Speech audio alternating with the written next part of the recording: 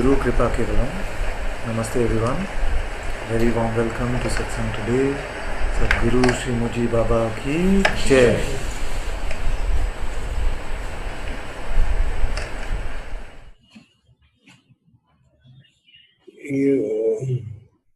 The other day you were speaking of a photocopy version. So, first of all, I want to know what is a photocopy version. And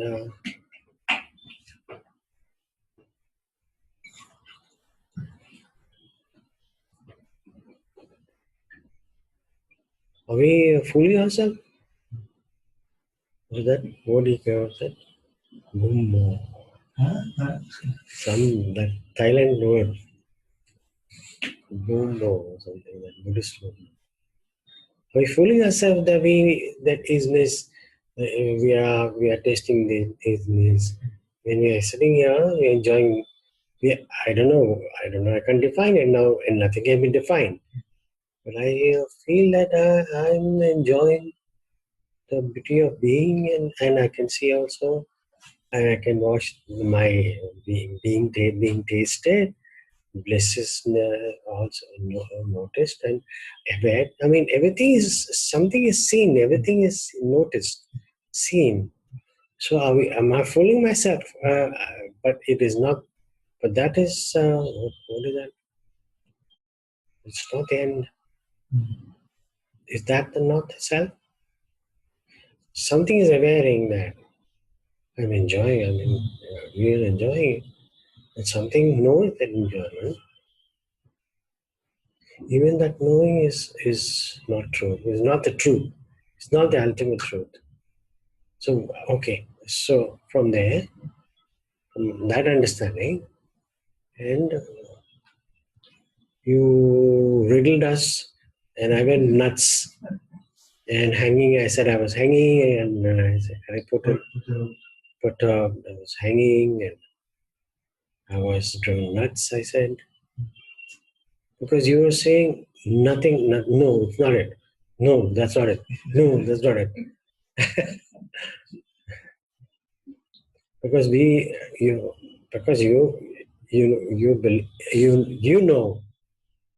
that we are believing in a photocopy version of the self. Can you answer that?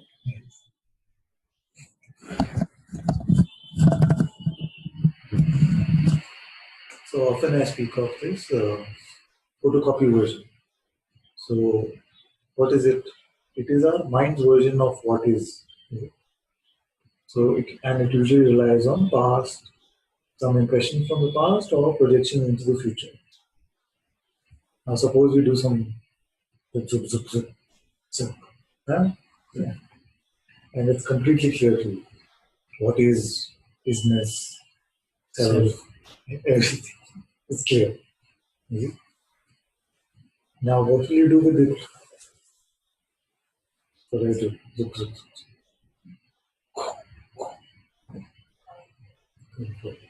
Kung Fu.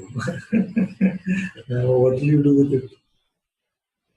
I don't want to do anything with it. I just want to be the What self. do you usually do with it? When an experience comes. It's not an experience. Well, all that is objectified. All the objects of belong. All those are objects. Whatever you see is an object of belong. So what usually happens is, even in the midst of our most clear spiritual experiences, the tendency to hold on to it, you see, and keep it, or the idea that this is it, you see, can take hold. So then that which we try and hold on to, either the concept, this is it, or like a visual of it or a memory of it, you see, that is the photocopy version.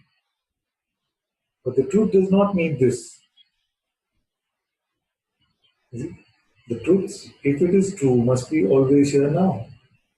If you find yourself referring to any experience from the past, any interpretation from the past, then know that you're going back to the photocopy version in your photo album instead of the reality which is so fresh and available now. If you had a river of fresh water flowing in front of you, would you have to refer to your water can again and again? Right? So when we go back to that, actually most of the time, even when we say that, right, that, then it creates a sense of distance about it. What I'm pointing to is much more primal than that. Just here.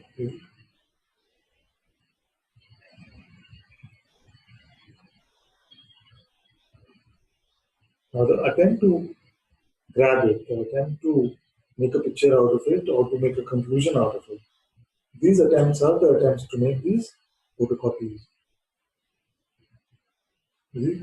And that is what that is looking for a conclusion for Gopala. Right? That is looking for a conclusion for Gopala. Right? But the truth is beyond such a conclusion.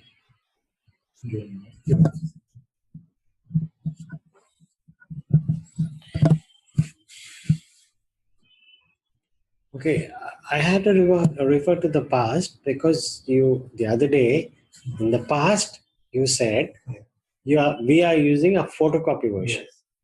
But now when you are saying, okay, so I have to I'm trying to figure out what is the photocopy version which you explained now. Memory. It is memory, experience being tasted, everything. Yeah, whatever. All those are objects.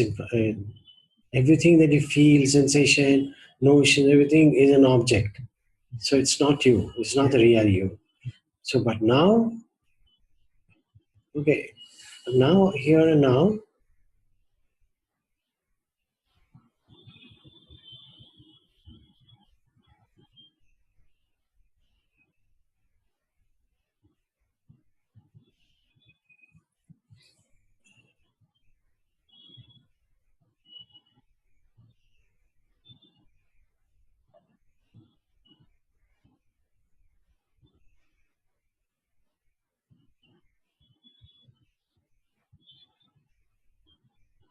here and now, here and now is.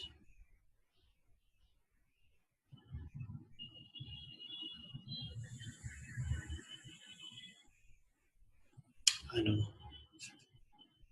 Here and now is good. Then, is there still an attempt to grab it?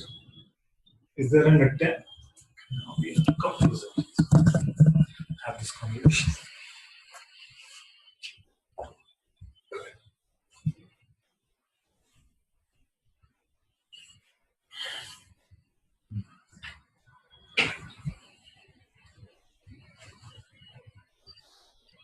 Here and now,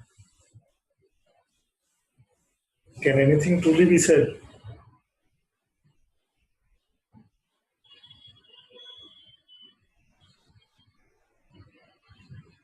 Actually, the way I presented that question, the answer was inbuilt in that. So let me ask again. Here and now, what can be said? Here and now Is it good?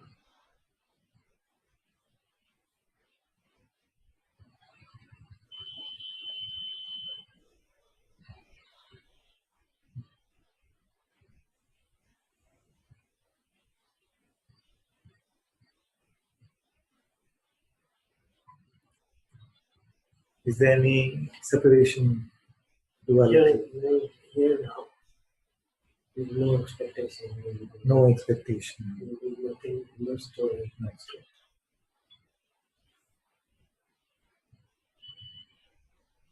Did you get something?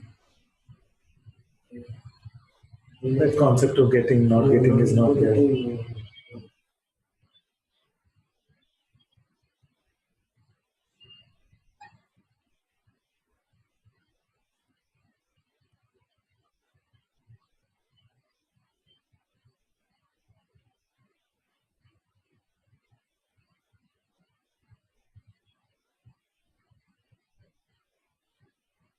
Something is trying to make a conclusion.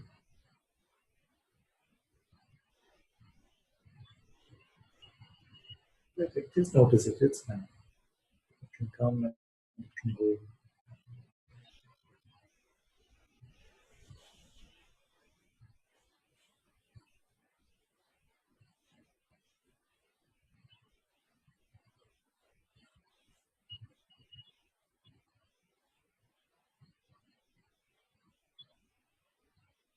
Tendency is there to look for something, but Look for something on top of this. it's noticed. Tendency is there to look for something. So what would that something be? Like, would it be a special feeling? Would it be a conclusion? It's a mind it's a mind trying to maybe it's a mind and maybe get that bliss or something. Get the Bliss get the bliss. or nice feeling. But it's quite. But I know that. No, I'm saying that even in the here and now, just this, what is? There's nothing. I don't want anything. Don't want anything. No. So just this mind's condition that there must be something, and that something could be bliss, it could be some other quality. So the mind is saying this. Possible to let it go, no? Yes. It's notice. That's what it is.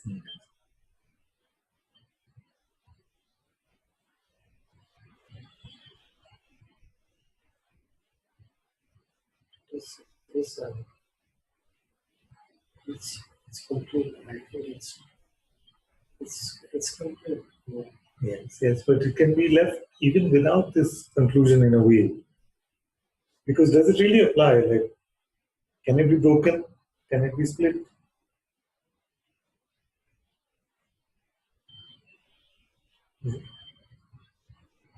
Can it be halved? Can I make pieces out of it?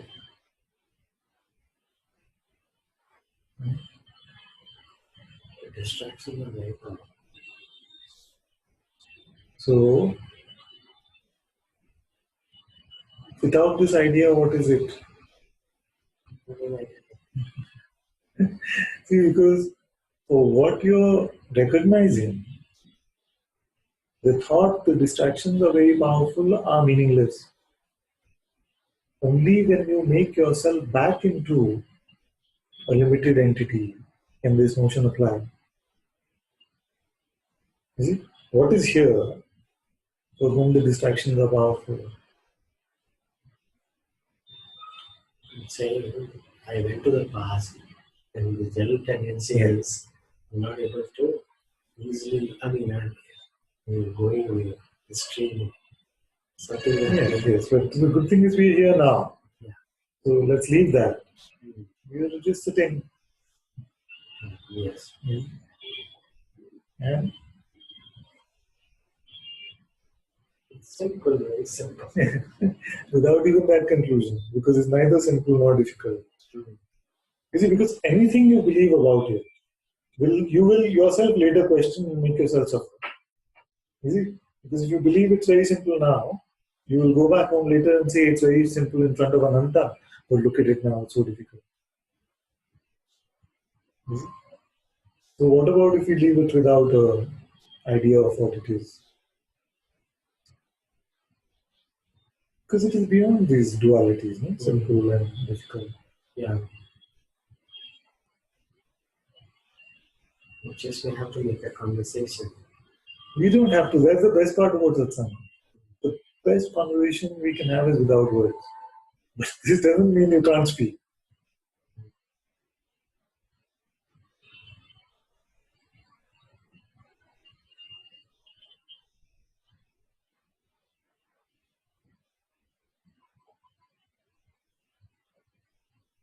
I can go on forever, but these guys will want me to go. Which guys are here? The beings around me. I can sit it forever. Or even that, you have to make something out of yourself. You have to make a body mind out of yourself. Yeah. Allow me to do all of that.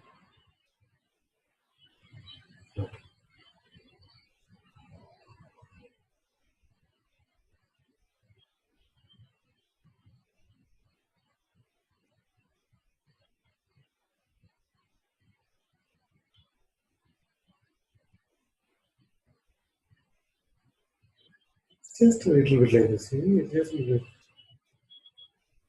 feel a bit confused or maybe like that, and then it will settle in. You don't have to rush for the settling. It'll play around for a bit because it's an unusual position.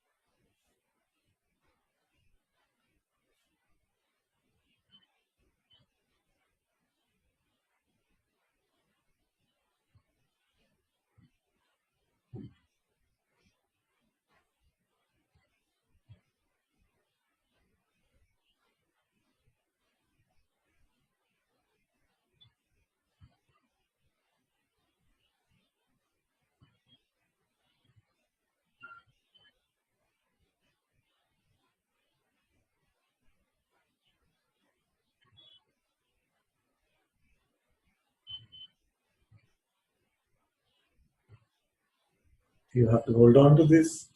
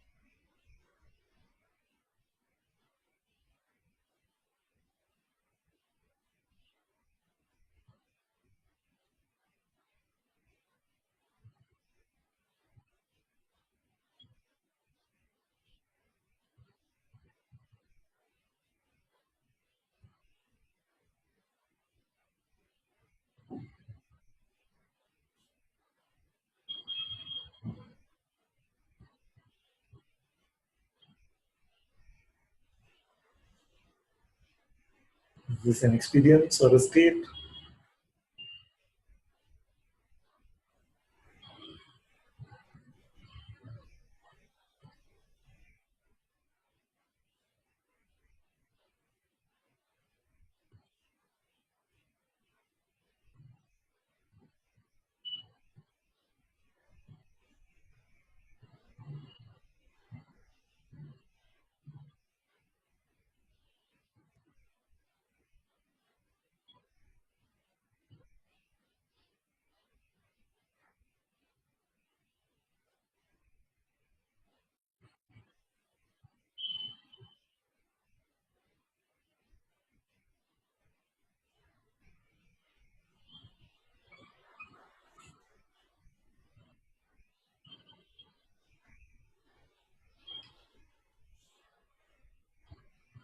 Is there a bird?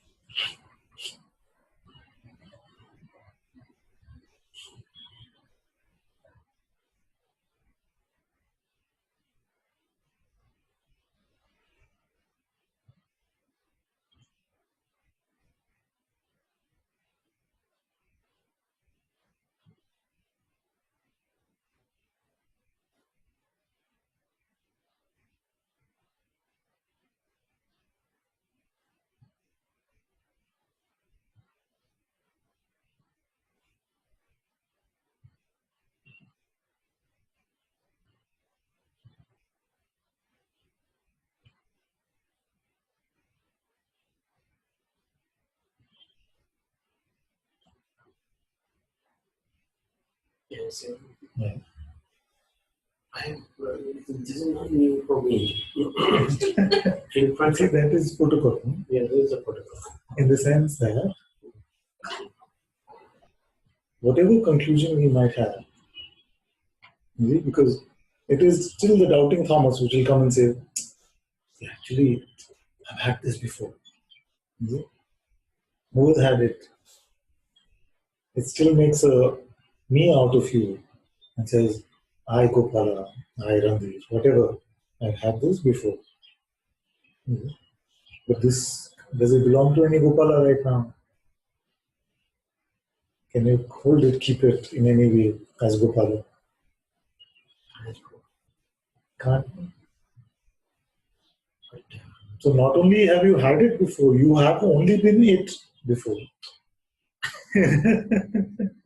Either you are speaking to yourself as Gopala who can't get it, or you are speaking about it as it itself.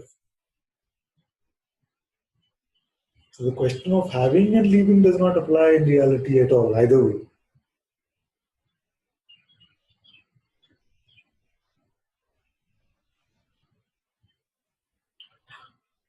What beats me is I've been at it for a long time.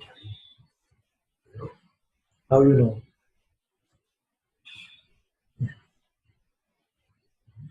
Maybe the 20-year-old who comes to Satsang has been at it for much longer than this Gopala. it's timeless, but why do I give it all the time? I give it one thing I sit with, I sit. There's nothing else I do. This the only thing I do. I sit with and listen. You know, What is the effort you make? the effort is there. But isn't the effort to become effortless? What To is the, become effortless, there's receiving effort. what is the effort you're making? Sitting and listening to I am meditation. Yeah. So invitation, then all this.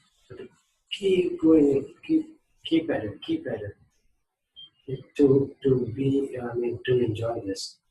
Is seeing as effort. are you doing it for something? I'm not doing it.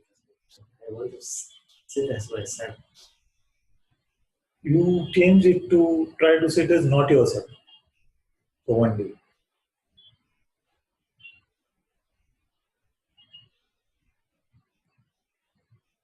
Instead of trying to sit as yourself, try to sit as your non-self. Like don't be yourself. Can you try now?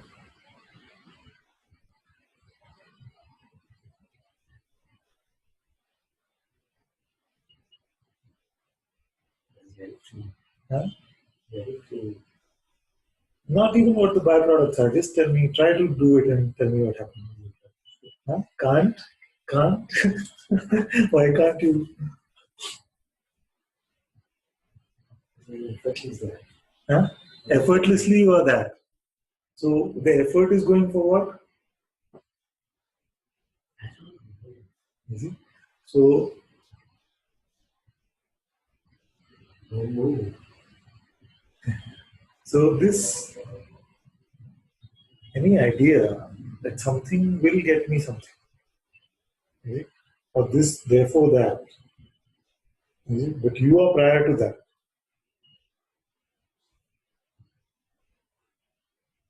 Is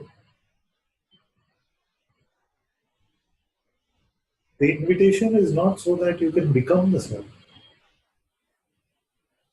The invitation is just to recognize what is naturally present. None of the questions in the invitation are effortful, are they? It's just a simple checking. Is it like this? Did you go? Can you dive? These kind of things, very simple. So none of it is meant to be like heavy lifting. And none of it is meant to produce a certain outcome. That can be just from our mind. It is just meant to show you what is naturally here. Just meant to show you what is naturally here. And that you cannot leave. So what is all the struggling for?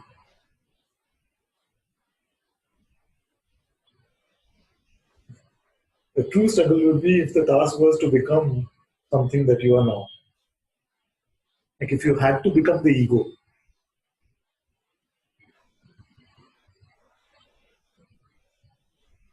like, like a habit, spiritual habit, spiritual habit, yes. What is the best way to break a habit? Stop it. Stop it. Like, you've seen that stop it video. You've seen that stop it video.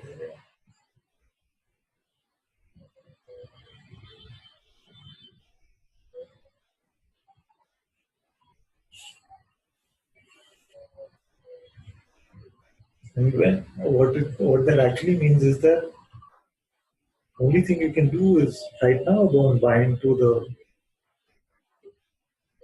notion of limitation. Right now don't buy into any idea about yourself. That's all you can do, isn't it?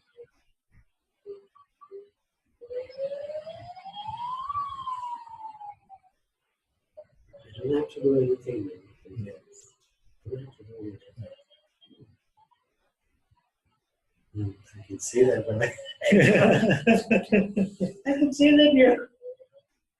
What's happening? Is the audio working fine?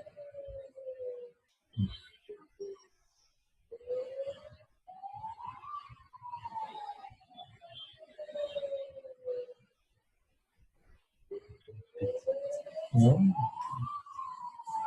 See, the thing is that, like I was saying to someone the other day also, if it feels like it is effort to not pick up from the, if you just landed, your flight just landed,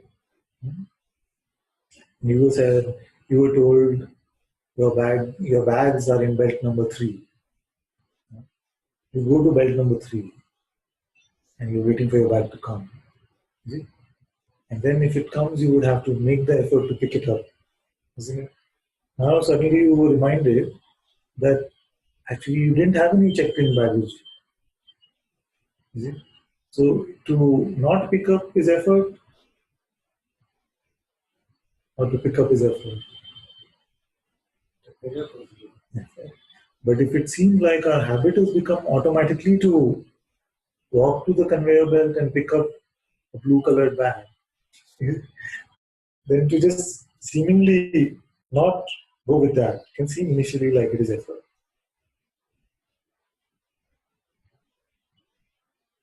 If the traffic is flowing, if you got used to crossing the street, then it will seem like in not crossing, you're making an effort. But actually, it is the letting go of effort. The self is naturally present, even much more than that.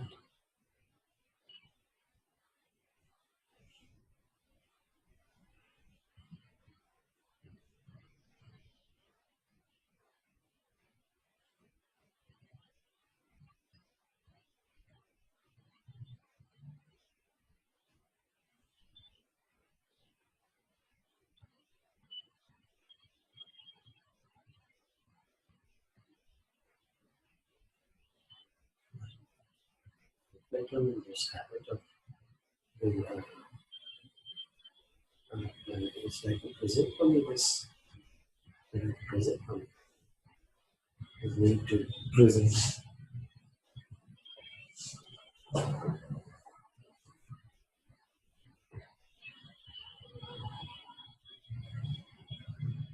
Forget about prison. this is so it's so effortless. I don't have to do anything. Exactly. Nothing else. And then I'm making so much effort morning, night, all this time, all the time. Yes. But you don't have to take a new prison. Is it? Like a prison is doing something. But morning to evening, I'm trying to become the self. But I'm naturally the self. You see? I say, morning to evening, I'm not going to do anything. That is also prison.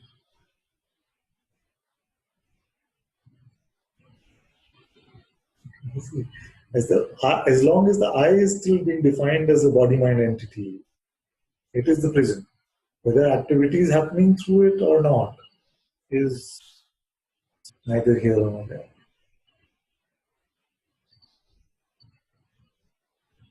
Where are you now?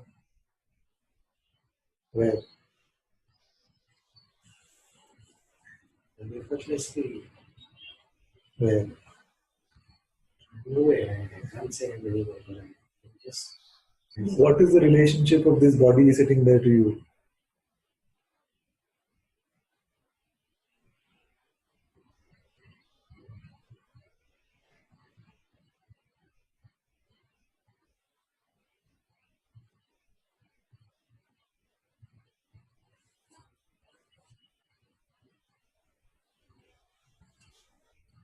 You say, very nice. I'm nowhere because I'm empty of all of these qualities of time and space. Now the next question is, what relationship does that particular body have to you?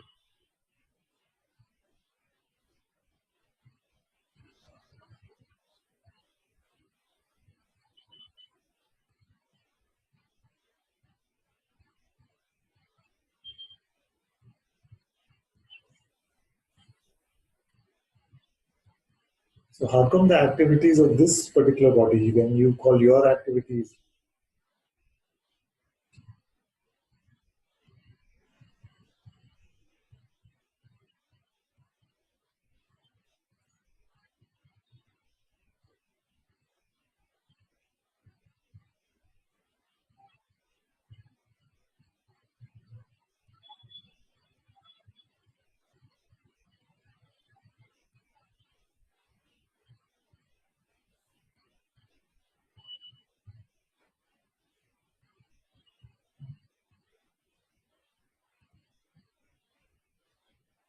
this body is sitting on the floor, what are you doing?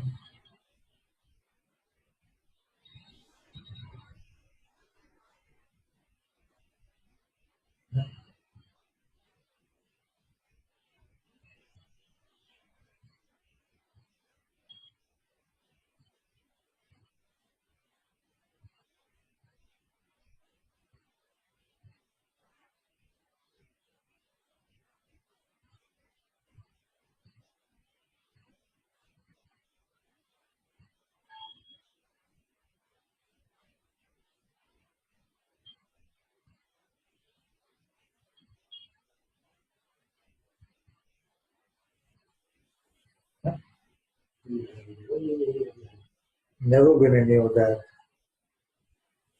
Then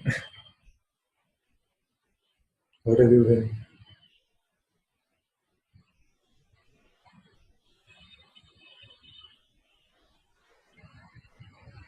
If you've never been the body or its activity, then what have you been?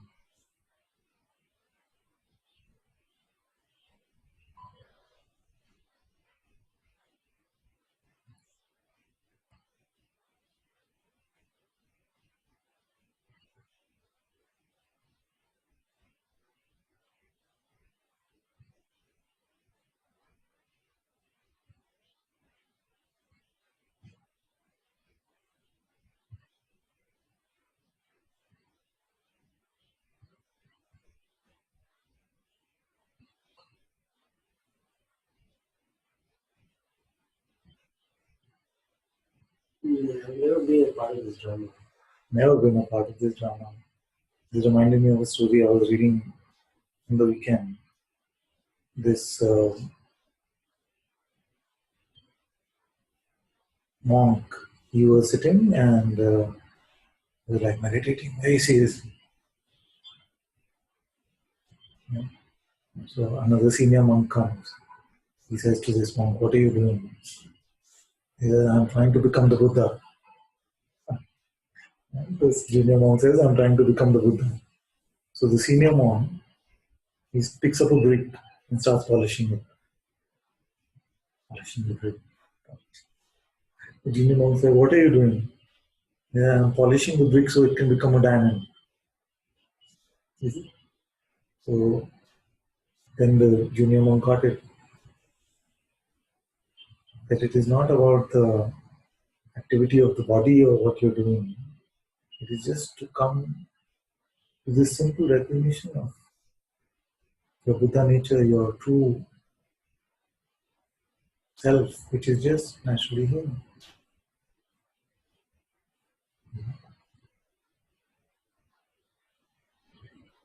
As this is happening, of course, the body can take many poses and postures, but it's never about that.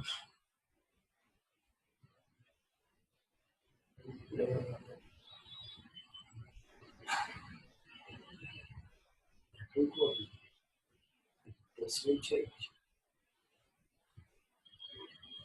It will go on or not go on.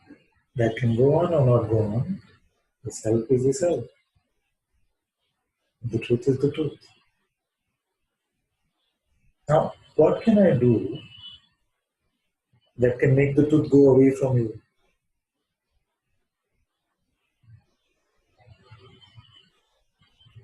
What can anybody do so that the truth is gone? You believe that you're that which moves around, keeps stuff, I mean, whatever. But even when you believe that, it remains just a belief, isn't it? It never changes anything in reality. Is it? If you were to believe that you're a green frog, would you become that? No, would you have the power to believe it? Isn't it? So even when you add this layer of belief on top, does it fundamentally change the reality of what you are?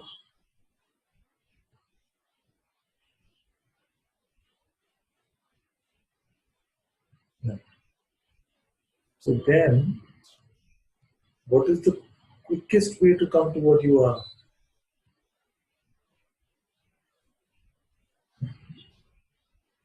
Relax. Relax is a good way to put it. Is it? But the quickest way cannot be to do a postmortem on day before last night. I started getting these frog thoughts, and I believed them, so I became a frog. You see, because there's more and more frogginess. It is always just to.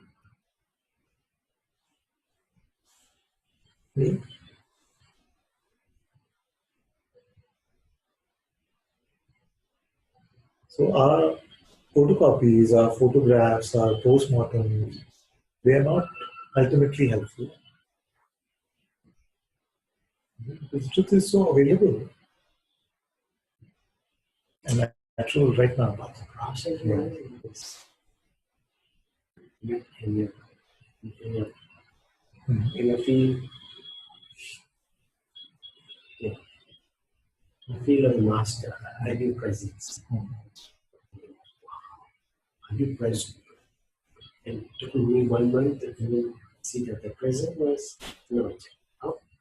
Yes. And then later it became, I mean, immediately it became like, zipping up. Zip. It just went. Immediately. Now, what is the value of all these photographs? So the photocopy is being held on. You have Zip. the freshwater river flowing in front of you. In fact, you're already in it, but you have a small hip flask. A small hip flask which contains some fresh water from 3 years ago. What will you dip into? Fresh water 3 years ago. It's such No a longer stink. fresh. It's No longer fresh. such a stink. Everything is here now. Everything is here. Nothing has been taken away from the truth. Now, why you have to refer to something?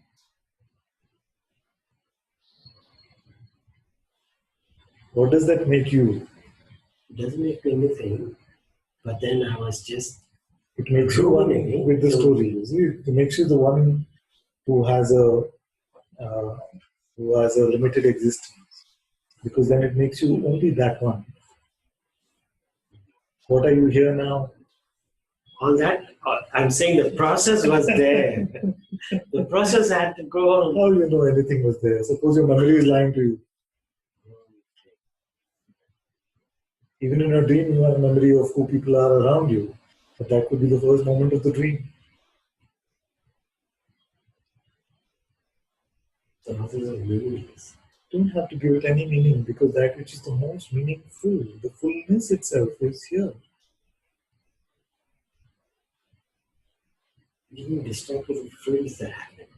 Get distracted by these things. Yes. I'm just terrified. And it's a glorious story somewhere. Yes, so people feel, oh yeah, you've done it. Yeah. This is how we went.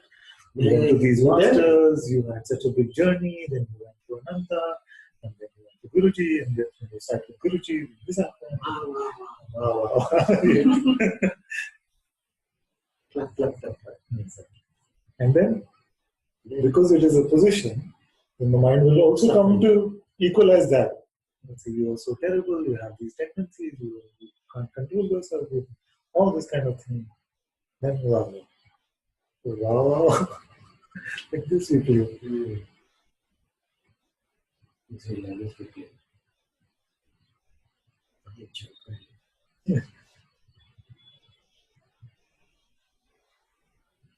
The greatest gift is always available to us, yes, naturally now.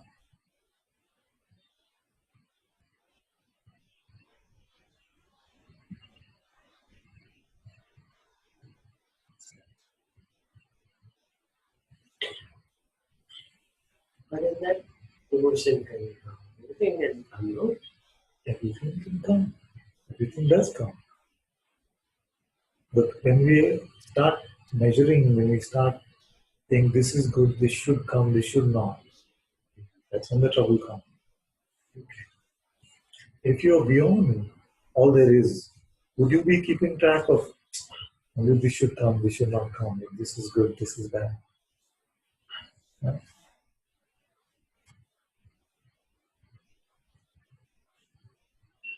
What do you have to be if you are to be bothered by the content of what is coming? What do you have to be?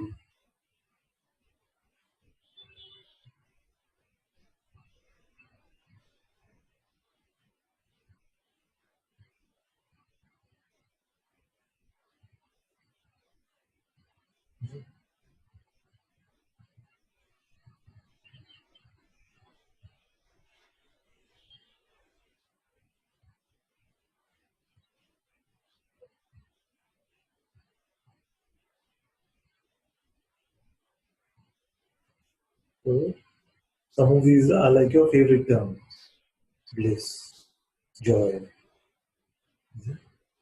Are you scared of losing the terms? If you forgot what bliss meant, what joy meant, that'd be okay. So forget it.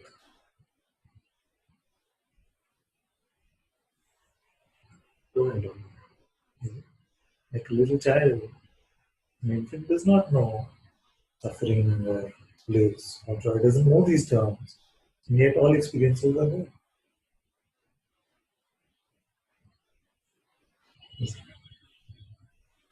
Well, maybe suffering is not there, but anger is there, grief is there, pain is there, happiness is there, joy is there. All of these come, but it is not sitting and labeling. And today I got 2 milligram joy, 3 milligrams this.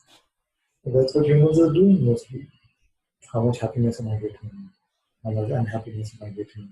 Today I was frustrated. Today I was in grief. Today I was feeling so excited.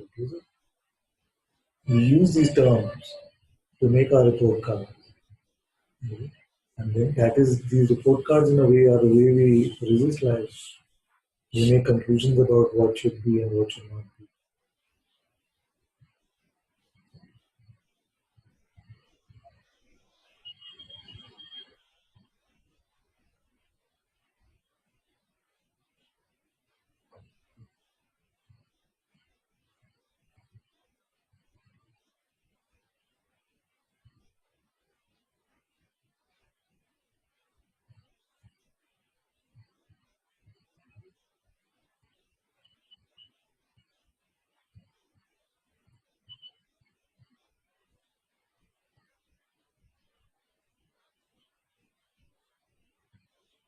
If you were to live like a plant, then would you need to know something?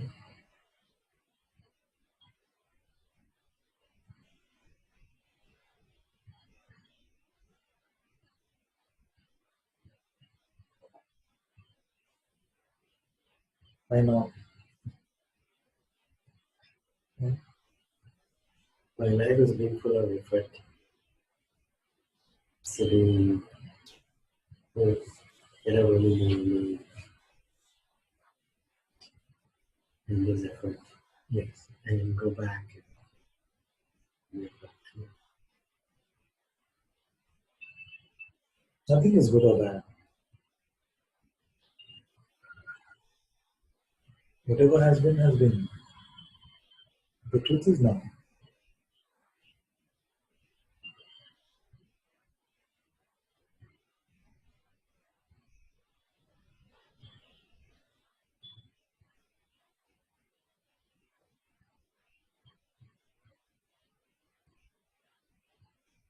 We have to finish the autobiography, is it?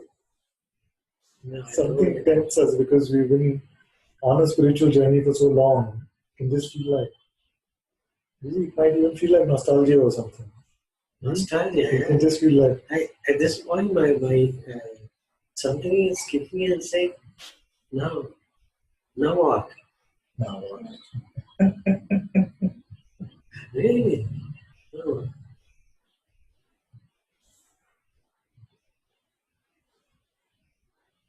Like you put a bait and then you try to catch the fish. Still that thing, it is saying, the mind is saying now, what it say? It's making going. Make it the. Yes, it is true. I'm enjoying this, and then this thing is coming.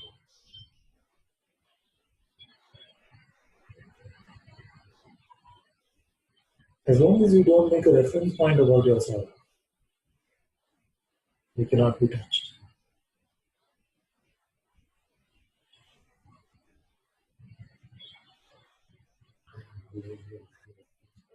Only if you have a reference point about yourself, like you might say, I, as this body mind, am enjoying the truth, and now mind is coming. But if you're enjoying it as more spacious than space, then the mind can also come in space. The space is not troubled by anything coming. So you are beyond even space. You see? But we have considered ourselves to be something which is so objectified, yeah, that we feel like we can be shaken by these things.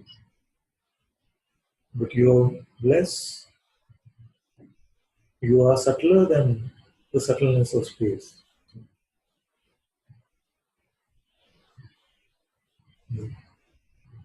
So what has to come for the space in this room to complain? Yeah, is untouched.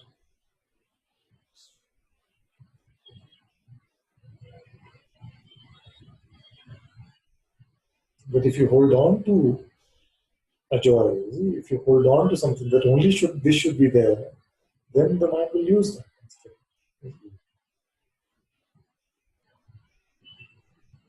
That's why I keep saying, and it irritates many of you when I say truth for truth's sake. Because then if it is truth for truth's sake, then nothing can be used to poke you. Bliss can go, will can go, attachment can go, sangha can go, master can go, everything can go. You see, but the truth cannot go.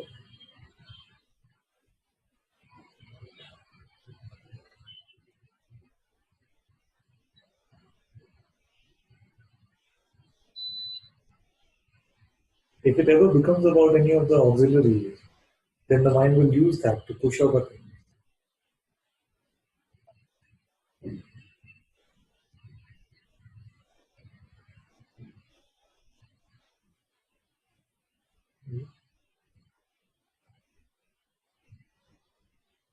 So if there was no guarantee of joy, it's okay.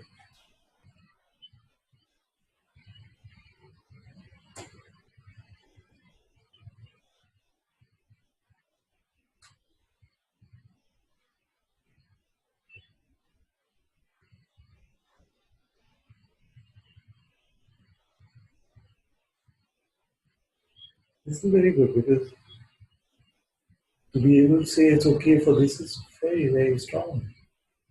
Because many times we might feel like we are seeking truth or we are seeking God or something like that. But if the so-called perks are taken away, how many are left? How many are left seeking truth for truth's sake? Yeah, but I don't want it to become like one. Wow, so driven for the truth, something like that. I'm just saying that if you're not attached to any of the perks, then the mind cannot poke at them. The mind always pokes at these things. It cannot fathom the truth, so it cannot really say anything about that. But the benefits, the joy, the state, the spaciousness, the timelessness, it can poke at these things. But you're actually beyond all of this.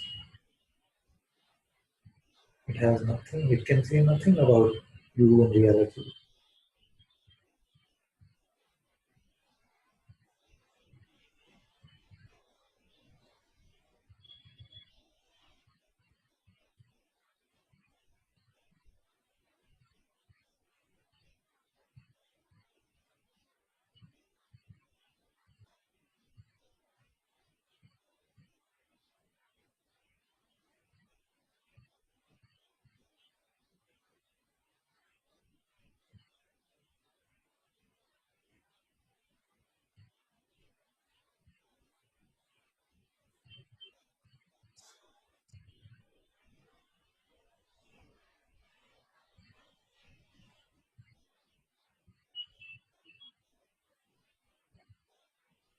And everything that the mind says is nonsense anyway.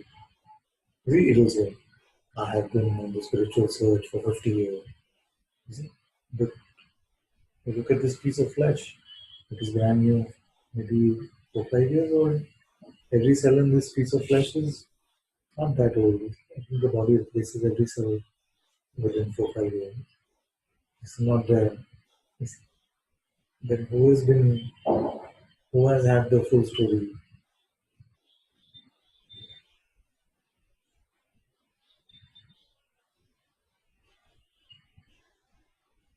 It does not speak the truth about you.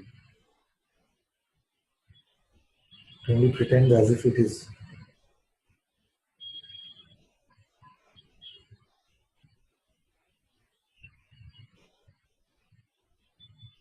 That is why I'm saying over and over again that we know nothing. Because all of that which we seem to know is about this moving bundle of, at best, atoms and molecules. We don't even know what keeps it together.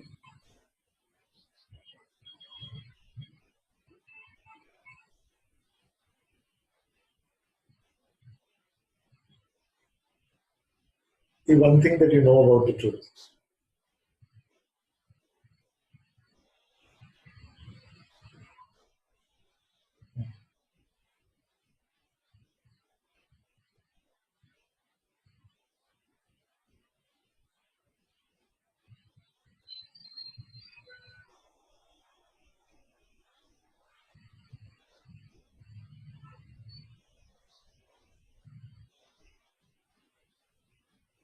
And just because sometimes we have the terms for it, doesn't mean we know it.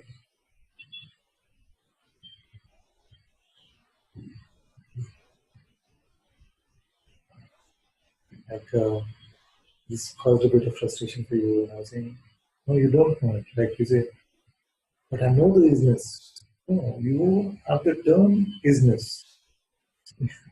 But that isness which you're being pointed to cannot be known in that way at all. There's a there's a deeper knowingness, and I'm hesitating to say this because even this the mind can take on, which is not interested in the term itself. This is the thing. The one that is interested in the term cannot ever know it. The one that is the true knowingness has no space for the term, has no interest in the term.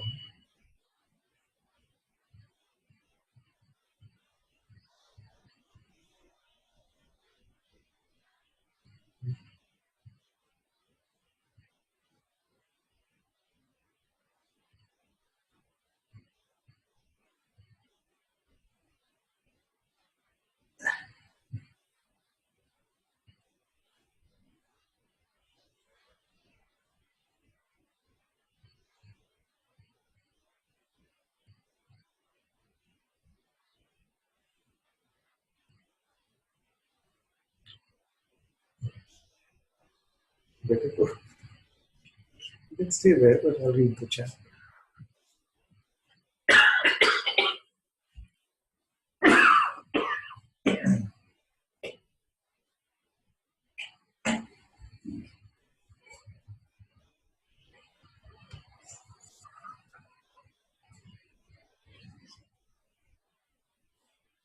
Can questions be asked without the mind?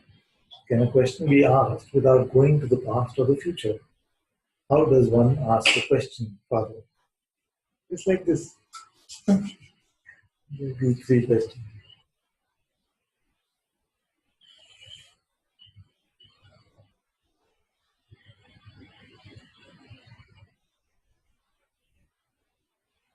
Let me try to make it at a different level. So, what is the question fundamentally? The need in reasoning in a way of uh, this instrument of reasoning, like intellect, to fill in what it feels is like a conceptual gap, isn't it? So you're right in that way that all questions are fundamentally conceptual concepts, uh, requesting other concepts to lead to some sort of conceptual completion. Now that is why satsang is a rare place, because you come to get some sort of conceptual completion, and instead with every question you are invited to and a conceptual emptiness.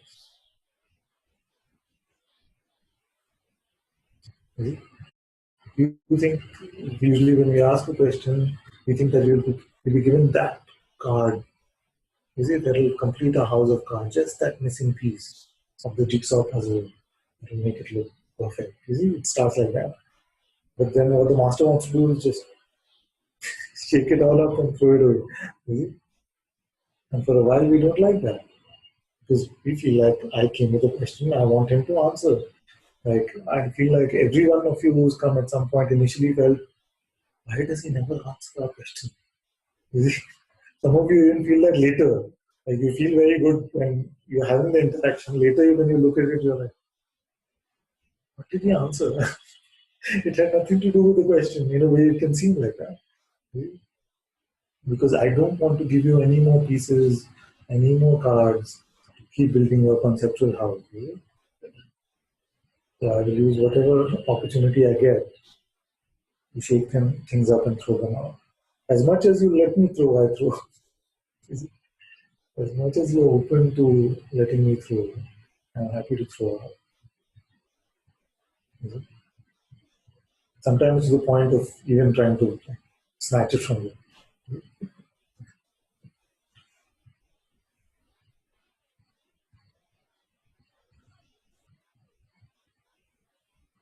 So, although all concepts are conceptual, all answers are conceptual and therefore mental or intellectual, which is similar in a way, uh, the seeming purpose of the answers in satsang is not to for you to be able to add them to your conceptual basket. Just to show you that everything that you think you know, everything that you feel you are right about also is only causing you trouble, is only giving you misery. So hand that over if you can.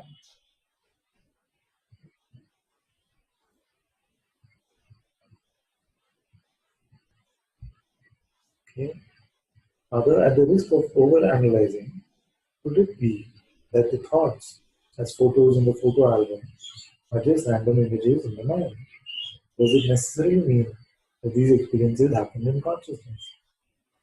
What does Papaji mean when he says nothing ever happened? That's exactly what I was saying, that we cannot rely on our memory. If you do a survey of all the people who are in satsang today and you ask them what happened, everyone will have a different testimony.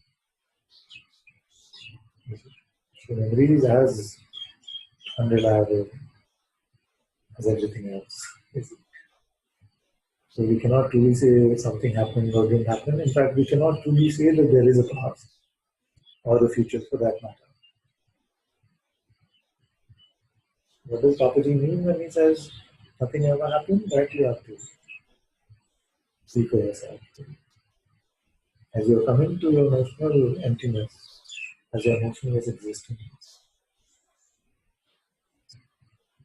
as you start dropping emotion, every idea which you think represented the truth, as you become so empty that the idea of, let me not speak too much because then this becomes conceptual.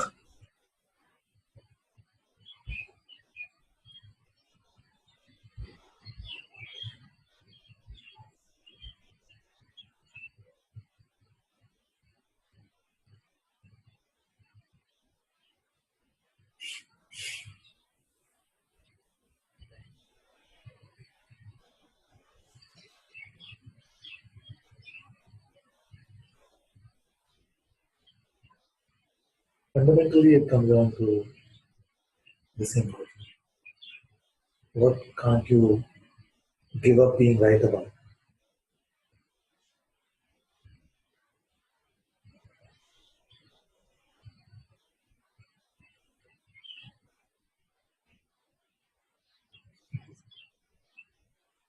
That is, that's all that will cause you suffering.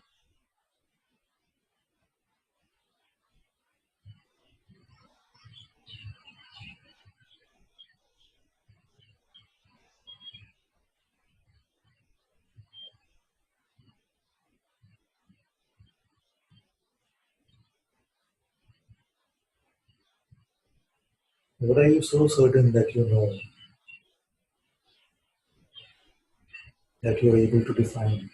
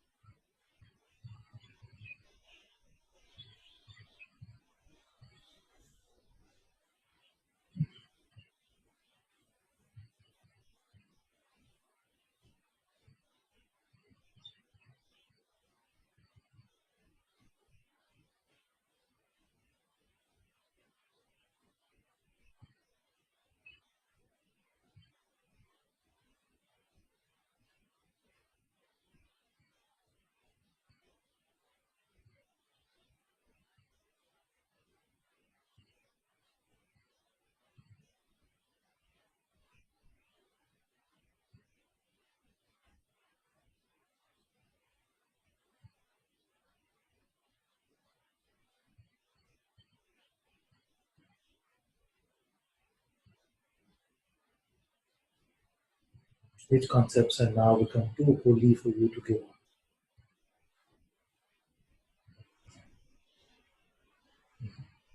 Throw them away. I know some fear will come. I know fear will come because you feel like your life is driven by these concepts. It's run because you have these concepts. It is not true. Nothing of value will ever go away. What is the fear? I ask you, throw away even your holiest concept. You feel like, oh, then what if I stop coming to Satsang? What if I lose my master? You see, things like this. But I didn't say anything about that. It is only because you feel that your life is driven because you hold on to certain concepts. You feel like your devotion relies on these concepts. It is not true. Come to your emptiness, come to your motionless existence, and don't be scared to throw away even your brand new crutches, your most spiritual crutches.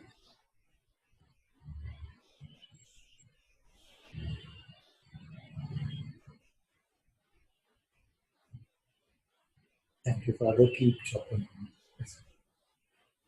Thank you for that invitation. Thank you, Ananta-ji. I seek your blessings that I be earnest. Really, what you can also do is a simpler way is that forget about earnest. Just seek the master's blessing. Like, don't know what you want. Give this not knowing a chance.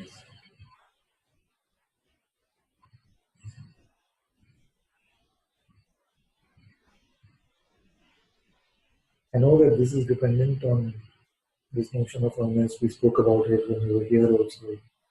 And we deconstructed it in some way.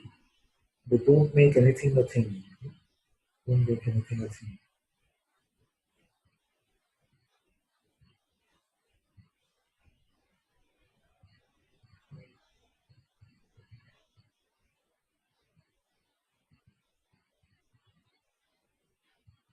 Suppose I was going to give you like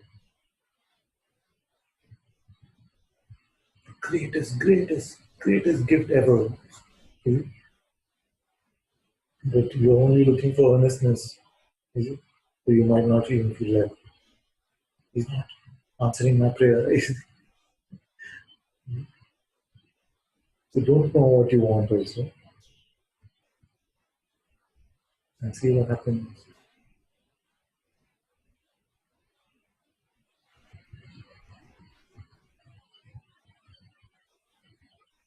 When this happens.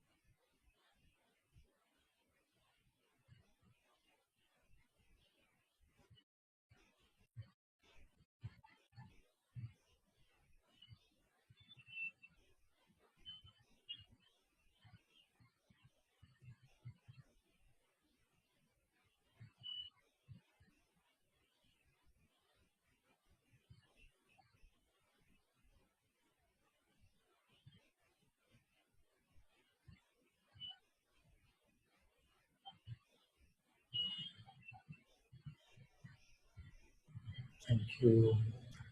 Thank you, my loves. Love you too.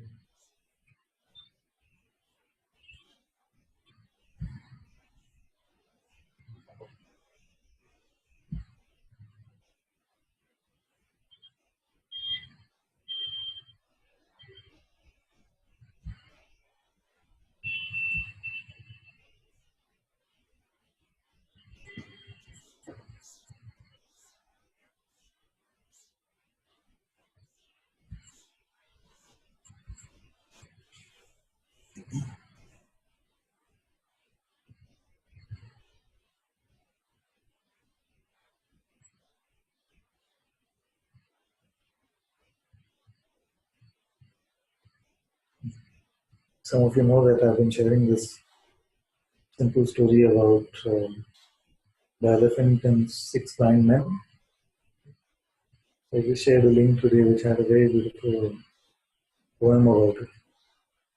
This is a poem called The Blind Men and the Elephant by John Godfrey Sachs. It was written somewhere in the 1800s. It says, it was six men of Hindustan, to learning much inclined, who went to see the elephant, though all of them were blind, that each by observation might satisfy his mind. And so these men of Hindustan disputed loud and long, each in his own opinion, exceeding stiff and strong, though each was partly in the right, and all were in the wrong. Then they written at the end like a moral that so oft in theological wars, the disputants, I ween, rail on in utter ignorance of what each other mean, and prat about an elephant none of them has seen. I have to say that I'm very attracted to this parallel to this story because this is how worldly perspectives are. And all disputes are about this, just differences in perspective. No living is like all of them are a little bit right, but all of them are wrong. So, so just notice if you have any such things that we feel we are so right about, things have to be this way or don't have to be this way, or this is right, this is wrong. If you really truly in our heart, go to your heart and just check. What is it? Isn't it just a belief? Isn't it just an opinion? Just an idea? And weren't you before this idea?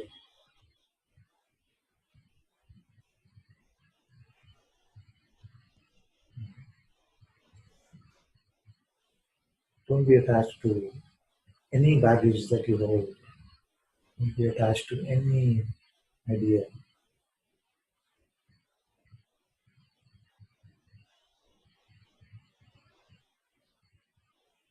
Because the truth is not so flimsy. The truth is not so flimsy that if an idea goes away, it will go away. If an idea comes, it will come. Then what would the difference be between truth and opinion? Opinions are like, see, beliefs are like, they come and they go. Is that what all of this is about?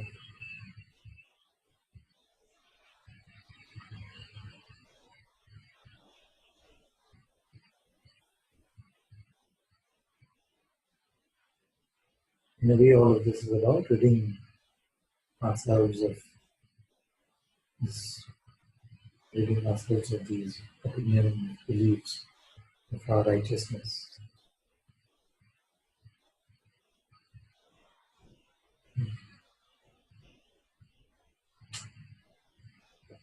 And it is only these differences in perspective that nobody truly has seen the elephant. In fact, the elephant cannot be seen by these eyes.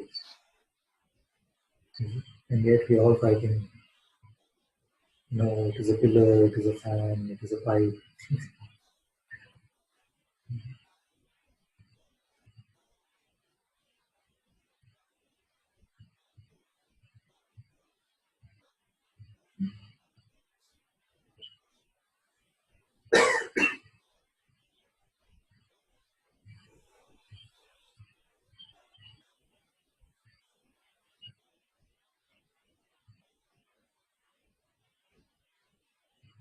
Thank you all so much for being in Satsang today. Sadhguru Shri Muji Baba ki Jai. सदगुरु श्री अनंत जी की जय। Jai. Guru Kripa Kevalam.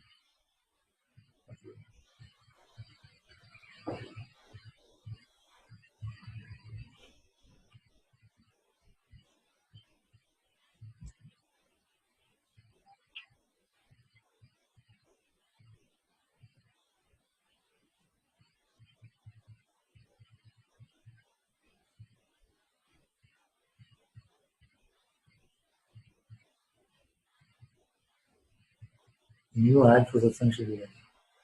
You will not learn anything new. In fact, everything that you know already will also be taken from you. Yes.